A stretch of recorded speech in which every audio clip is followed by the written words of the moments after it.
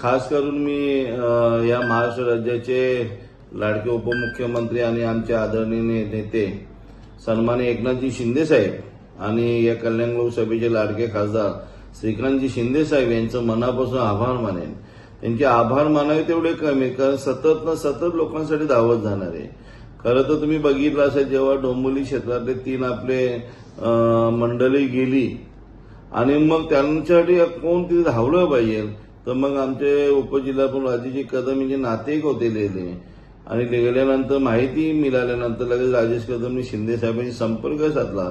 स्वतः शिंदे साहेब आणि त्यांचे स्वतः जातीने तिथे लक्ष लावून म्हणजे सर्व त्यांचे सोयीस्कर करून आणि त्यांना मदत करून त्यांना मदत केली. एवढे धावणारे, मग आपण काहीतरी केलं पाहिजे जनतेसाठी, आपण काहीतरी देणं लागतो. ह्या अनुषंगाने सन्माननीय एकनाथजी शिंदे साहेब आणि खासदार श्रीकांतजी शिंदे साहेब आणि त्यांच्याबरोबर आम्ही सर्वजण जे टीमवर काम करणारे सर्व मंडळी या नागरिकांसाठी प्रयत्नशील आहोत. सर्वांना आम्ही घरी आणल्याशिवाय तिथे आम्ही तो आमचा जो आहे कारवाई ते आम्ही थांबवणार नाही. आणि खास करून मी शिंदे साहेबांचा आणि खासदार साहेबांचं प्रचंडपणे त्यांचे आभार मानतो.